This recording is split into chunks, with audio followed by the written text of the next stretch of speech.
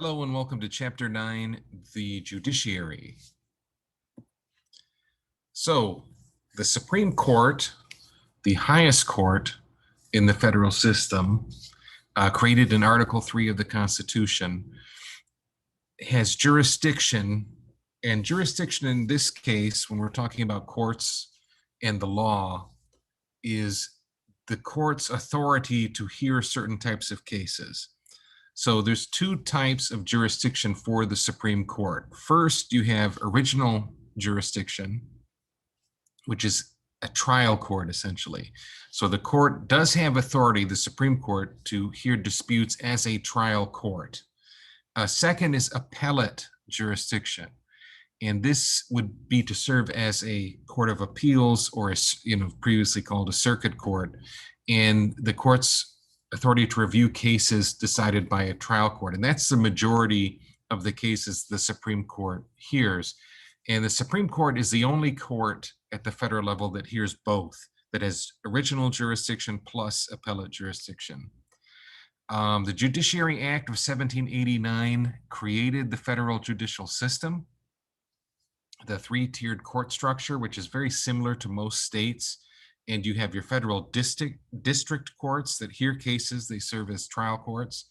Your circuit courts, now called courts of appeals, they review district court cases only. Originally, the circuit courts, if you remember in the reading, required 2 Supreme Court justices to attend.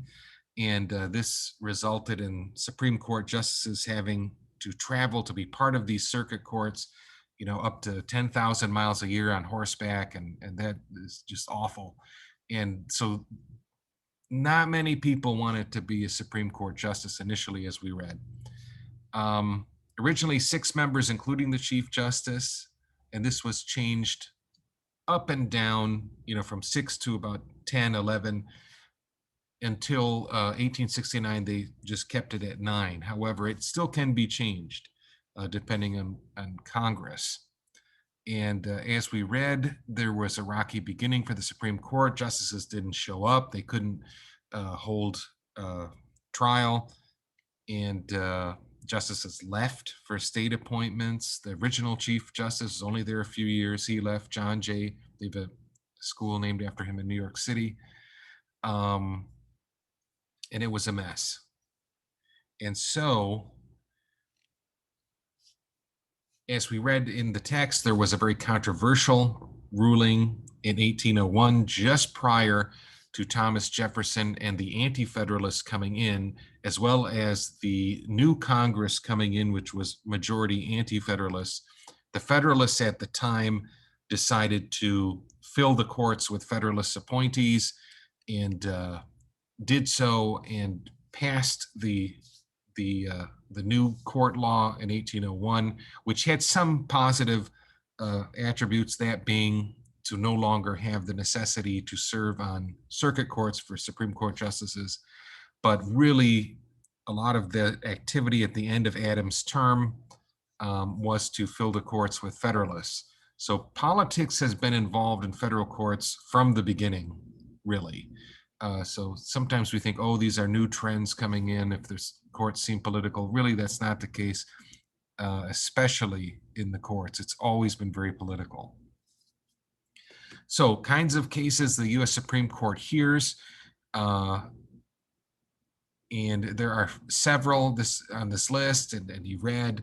So basically all cases arising under the Constitution and laws or treaties of the United States. So if there's a federal question, all cases affecting ambassadors or other public ministers, all cases of admiralty or maritime jurisdictions, so the high seas and things like that.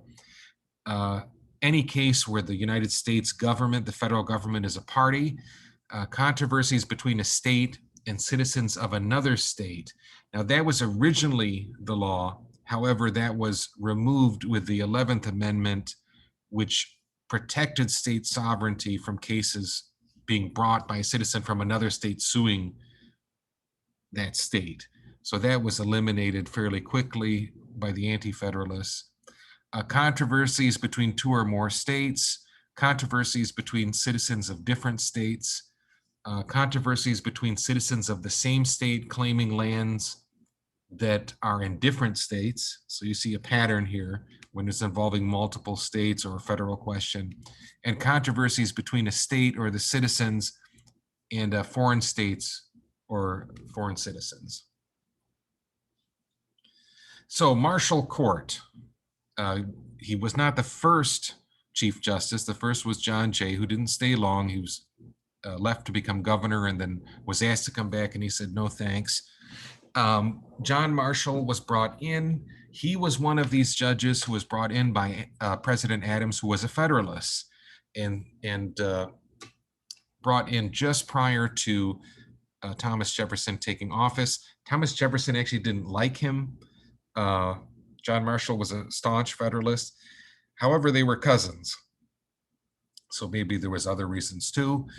And from really the first Chief Justice, Jay, you would use the name of the Chief Justice and say that name and then court. So the Marshall Court, though, is the most famous. And even till today, John Marshall was the longest serving Chief Justice and wrote, I think 500 opinions or such, and served for 34 years until his death. Right now we have the Roberts Court, that's Chief Justice John Roberts. And we've had many different Chief Justices over the years, of course. And the Chief Justice is chosen by the President specifically. So when John Roberts came into the court, he was being chosen as the Chief Justice. It's not a system of seniority. It's a system where the Chief Justice, if that Chief Justice retires or dies, they are replaced with a new Chief Justice. So John Marshall changed a lot of things, and we read about that, and really bringing about the Supreme Court and making it a very important and strong part of government, whereas it hadn't been in the few years before. So he abolished seriatim, which is the practice of multiple opinions. That's the standard in British courts. So the opinion of the court will just be read down the list of all your Chief Justices, and each one will have some opinion on the court matter. He said, no, we need one court opinion, and that's it. And then you can have different opinions we'll talk about in a second added, but there's only one official court opinion in any case. He ruled in Marbury v. Madison, and this established judicial review, saying that under the Constitution, that it was implied that judicial review, that the Supreme Court, through the Supremacy Clause, can judge whether something is constitutional or not, and that becomes the law of the land. The interesting thing about Marbury v. Madison, President Jefferson was worried about that. He thought that the Marshall Court would not stand up for anti-federalists, that they were political, and Marbury was one of these people who was nominated just prior to leaving office. At that time, the new government, the president and Congress weren't sworn in until March. Marbury did not get the paperwork in time, but established through a writ of mandamus that he still should be offered the position, and this was in the DC court. Madison was working under Thomas Jefferson, of course, and said, no way, you didn't get the paperwork in. He files the writ saying that he should be given that. And the court actually ruled in favor of the anti-federalists, saying no, Marbury would not be allowed, and ruled that the writ of mandamus was unconstitutional itself. So it was kind of a very interesting opinion, and this brought about the idea that they can interpret the law as prescribed under the Constitution. And Jefferson wasn't too upset. He didn't want Marbury in there anyway. And so this was kind of an interesting little compromise that changed the court, while still making the court, giving it the supreme power that the Federalists wanted. McCulloch v. Maryland in 1819, Broad interpretation of necessary and proper clause gave federal government greater power. So again, kind of, supporting the idea of the supremacy of the federal government in necessary and proper, meaning the implied powers were necessary to implement enumerated powers. The U.S. judicial system, similar to state court systems, you have, as we mentioned, the U.S. Supreme Court at the top, which we hear the most about. As far as original jurisdiction, only 1% to 3% of the cases are heard, so very rarely is the Supreme Court acting as an original jurisdiction trial court. And these happen, if there's 2 or more states, United States and a state, foreign ambassadors, other diplomats, things of that nature. Most cases by far, 97 to 99%, are as an appellate jurisdiction, so appeals. And most cases come from U.S. courts of appeals. The Supreme Courts of states also are some cases, though not as many, and Court of Military Appeals they do hear in appellate jurisdiction, though not as much. U.S. courts of appeals, originally the circuit courts, and they are still divided in circuits, but no longer called circuit courts. They're U.S. courts of appeals. Those are 13 courts handling about 60,000 cases per year. So that's way more than the Supreme Court, which hears about 75 to 80. They have no original jurisdiction. So there's no trial that's taking place in the U.S. Court of Appeals. They are getting briefs from the district courts, from the trial courts, and they hear appeals, and then usually it's 3 judges serving will make a ruling based upon the evidence and materials gathered from the lower court, which in this case is the U.S. District Court. So U.S. District Courts, there's 94 courts, so there's a lot more, obviously, at least 1 in every state. California, New York, Texas have 4. That may change in the future depending on the growth of the United States, but the courts themselves also will have different sizes. We'll talk about that in a second. If you look at the state level, there's 52 Supreme Courts of the states handling 95,000 cases per year. Of course, that includes DC and Puerto Rico. You have the state intermediate, even though they're not states, though they would have a Supreme Court. State intermediate appellate courts are found in 39 states. So most states, they handle about 300,000 cases. State trial courts get 100 million filings per year, so a lot at the state level. So district courts, these are the trial courts, original jurisdiction. There's 94 currently. You have 670 district court judges, and so the number of judges depends on the need, and they're all appointed by the president and confirmed by the Senate. They cannot be fired by the president. They can only be impeached by Congress. So that's why there's always this push when a new president comes in from a different party to get as many court judges as they can, or hold up the nomination of these court judges, because once they're in, they're in for life, provided they're not impeached for bad behavior. Jurisdiction, the district courts must involve federal or multi-state issue as outlined in the Constitution, as we discussed. Generally, one of the 3, where the federal government's a party in the case, that's a natural, is going to the federal court, district court. Federal question jurisdiction, so a constitutional claim, treaty with another nation, or federal statute, these will go to a district court, not to the state court. Civil suits for citizens from different states in amounts greater than 75,000. Of course, there's civil suits, lawsuits, and then there's criminal courts, and they're different. But when civil suits, if you have citizens from different states and it's a greater amount, 75 grand or above, that will go to a district court.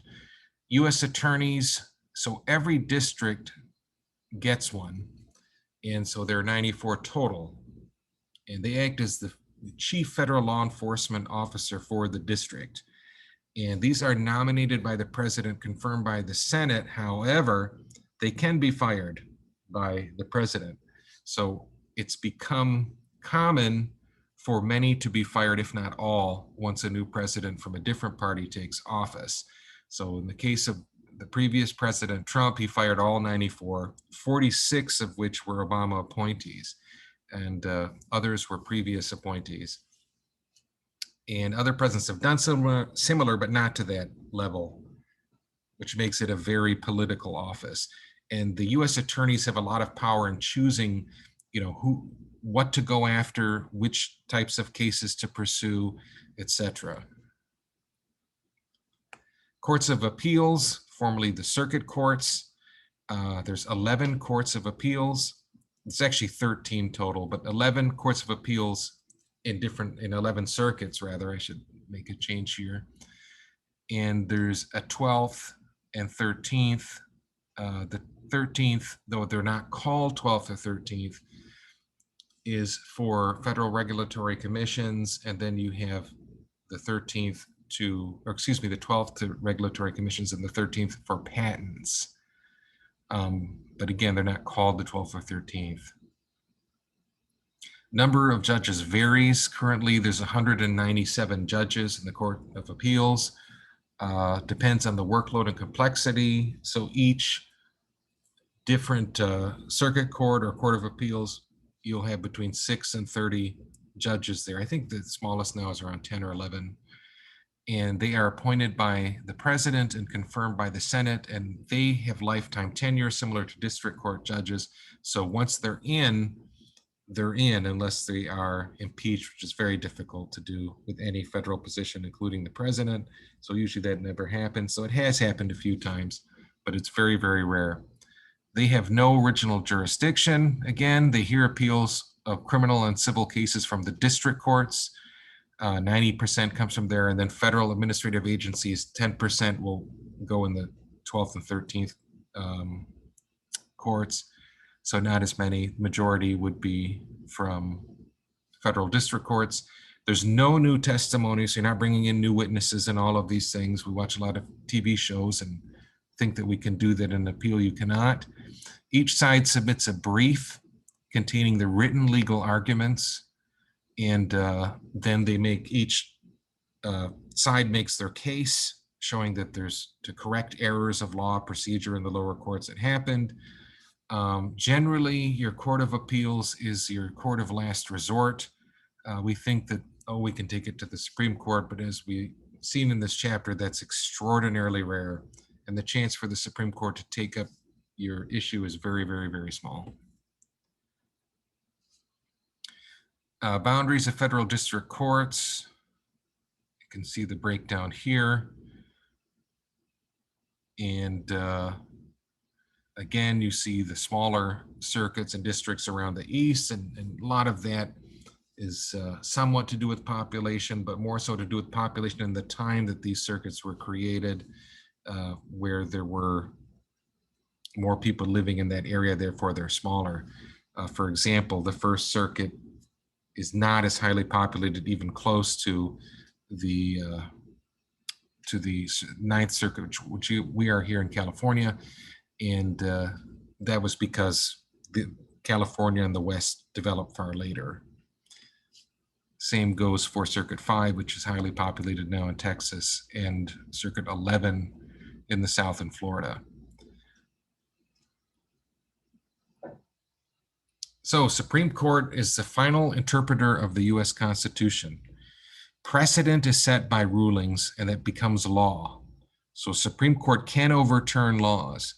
And the rulings in a Supreme Court, specifically the opinion of the court, are binding throughout the nation. They overrule any state Supreme Court, any appellate court. That becomes law. And the ruling based on precedent set by earlier rulings is called stare decisis, and that's used in multiple levels of court, but especially the Supreme Court. However, as we know, the Supreme Court can overturn itself and has so in the past. The current members, this is by seniority, and this was just updated. And you have 8 associate justice and 1 chief justice. The size of the court is set by Congress. Again, it can be changed, and there's been talk of, increasing the number of seats on the court because it's not representative of the population as far as liberal v. conservative.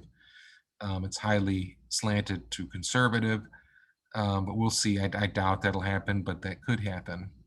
So Justice Clarence Thomas, he was appointed by George H.W. Bush, not George W., his son. He's conservative. He's one of the more conservative, if not the most conservative justices, despite being a minority. Justice Stephen Breyer, 81, appointed by Bill Clinton. He's liberal. He's getting up there in age. Chief Justice John Roberts is 66, appointed by George W. Bush, conservative, though he's more of a moderate, and has voted with the liberal justices here and there. Justice Samuel Alito, again, this was by George W. Bush, the son of George H.W. Bush, and he's very conservative. Justice Sonia Sotomayor, 66, is the only Latina or Latinx person on the court, appointed by Barack Obama, who's liberal. Justice Elena Kagan, 61, appointed by Barack Obama, is also quite liberal. Justice Neil Gorsuch was appointed by Donald Trump, and this was the seat that was initially going to be Merrick Garland, who's now the Attorney General. However, Republicans blocked the nomination in the last year of the Obama administration to keep that for what they had hoped would be a Republican victory, which was with Donald Trump. And there's a lot of issues regarding that, which I think was pretty reprehensible, regardless of party or partisan politics. However, we're in a very partisan world now, unfortunately. So he's a conservative, was thought to be very conservative, but actually is showing to be more of a moderate. Justice Brett Kavanaugh, very controversial, as we all saw on television, and he has a lot of issues. He was appointed by Donald Trump. He's conservative. They thought very conservative. We'll see in some of the upcoming rulings how conservative he is. And Justice Amy Coney Barrett, another controversial pick, as the same Republicans who were against Merrick Garland in the last year of the Obama presidency, within the final few months, 2 months, they decided that it was perfectly fine to nominate a justice at that point, even though we had the same situation where a new party was coming in as president. So there's a lot of hypocrisy as usual. And she's generally considered fairly conservative, kind of a religious fanatic, but we will see how she rules. So who are the federal judges? This is an older slide, and I'll be replacing all these slides next year. Of course, you're like, oh, I don't care, I won't be here. But once the new text comes in next year, I saved you that trouble. I will be putting some in because it's missing Donald Trump's appointees, which were, as we saw in the text, predominantly white and male. We had a movement towards a bit more of a diverse group of federal judges that was reversed with President Trump. Obama did increase, or at least tried to, he did increase diversity in the courts, but tried to do a lot more, but many of his judges were blocked.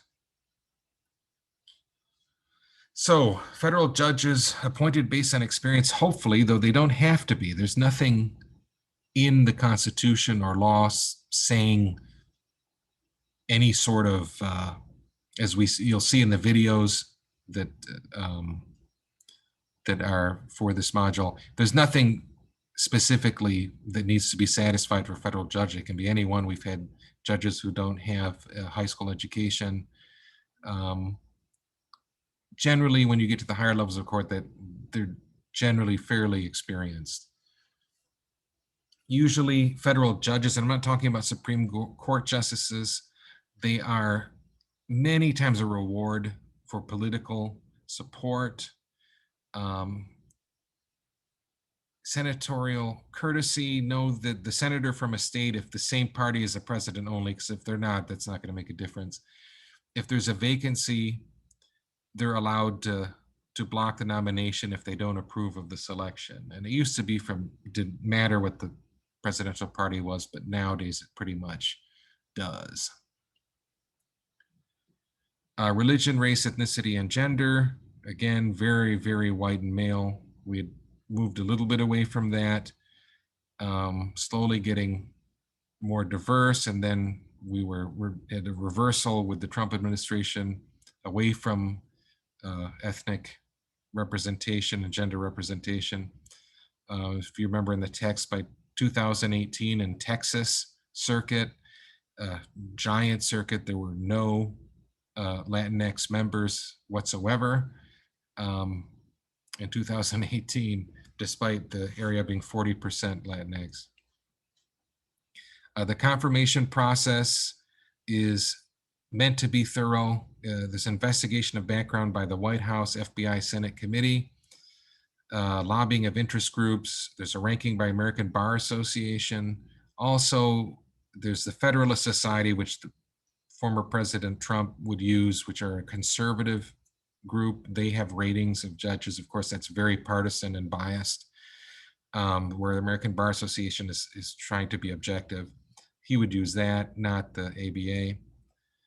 You have Senate Judicial Committee hearings and then a Senate vote, and you need just a simple majority, so 50 or more. I think in a previous slide I said 60, and that was a mistake, but it was meant to illustrate where you could have a filibuster where you'd need 60 for cloture to stop the filibuster. However, it is a simple majority for the Supreme Court nominee or federal judge to be approved. Over 70% of Obama appointments were women and or minorities. Obviously, that wasn't the case with Trump whatsoever. It was reversed. And the conservative Senate delayed or blocked many of Obama's appointees and left 107 vacancies at the end of his term because they wanted to control the judges, hoping for a Republican victory in 2016, which they got. So remember, watch the video in the module that explains things better than I can. So deciding to hear a case, the writ of certiorari or writ of cert, and the rule of 4. So cases must come from the U.S. Court of Appeals, as we talked about, military appeals, district court, or a state court of last resort, usually state Supreme Court. They have to involve a question of federal constitutional law or involve federal statute, action, or treaty. The rule of 4 permits 4 of the 9 justices to grant a writ of cert. And this is to prevent a majority of the court just from controlling what's on the court's docket. The docket meaning, what they're going to look at and consider for hearings. The writ of cert mandates lower courts send all paperwork for review. So when a writ of cert is given, then everything comes from the lower court to the Supreme Court. And around, again, 8,000 cases filed each year, only 75 to 80 are argued and decided. So very, very, very few. Clerks, it's important, very important position. Initially, they didn't pay them, and they would try to get the best students at the top law schools, and usually they're from Harvard or Yale. If you look at our Supreme Court where they went to college, it's all Harvard and Yale. And they will work initially for free, or the justice would pay them, but that changed in the late 19th century. And now you have 4 clerks generally for each Supreme Court justice. And these usually are very, very highly touted graduates, recent graduates of law school, generally just in a few Ivy League schools. Unfortunately, you don't have the diversity there. And they make the first pass through the petitions, and they help organize and prioritize what is chosen. So they have a lot of power behind the scenes there. They research material. They do readings, they summarize cases, and they help justices write opinions. So it sometimes can have a lot of power behind the scenes. And that's why you see a lot of these clerks going on to become either federal judges or serve private sector or eventually work as a solicitor, which is a presidential appointment, kind of like, you know, the solicitor general is going to be controlling a lot of the court cases that are coming to the court, and then they will become Supreme Court justices because they have a lot of experience in and around the Supreme Court. And again, another video to watch. Don't worry, it's short and painless. So how does a case survive the process? So conditions more favorable for a case to be reviewed, and often it is political. So the federal government is a party asking for review. So the Solicitor General appointed by the president saying we need to look at this. That makes it more likely to be reviewed. But that doesn't mean it'll always be reviewed, but it's more likely. The case involves a conflict between a federal court of appeals rulings, and this happens all the time. Precedent can be set in an appeals court within a circuit, but that's only for that circuit. So all the trial courts and district courts under that circuit have to treat it as law. However, you could have a rule in an appeals court in one circuit in California that's completely different than one in Texas, and this happens often. So if there's a conflict between federal court of appeals rulings, generally those are more likely to be brought and heard at the Supreme Court. The case presents a civil rights or civil liberties question. We see this on both sides of the issue coming forth. Case involves ideology or policy preferences of the justices. We're seeing this. We're seeing a lot of abortion-related cases coming to be considered in the next year. The case has significant social or political interest. Again, same as referring to the ideology and policy preferences of the justices. Solicitor General, we talked about, appointed by the president, fourth ranking in Department of Justice, and handles nearly all appeals on behalf of the U.S. government. So they will stand there and be the representative for the U.S. government. Usually 50% of the cases have the Solicitor General as a party, so representing the government, or as an amicus curiae, which is a friend of the court, meaning that they have provided a brief of their own regarding the issue. So that's half. Amicus curiae briefs, these can be, again, the Solicitor General, or they can be special interest groups, which are often, and usually there's many, and these briefs are detailed legal arguments to parties and cases, and they're allowed to present as part of the case. And these are in addition to the brief provided by the party itself. And all of these are reviewed before any oral argument begins. So these cases, when the Supreme Court actually has the oral arguments, which are very short, 30 minutes to an hour for each side, the justices have reviewed the briefs prior. It's not something new. Oral arguments, including questions asked and answered, are within 30 minutes for each party, so 1 hour for both. Very strict on time limitations.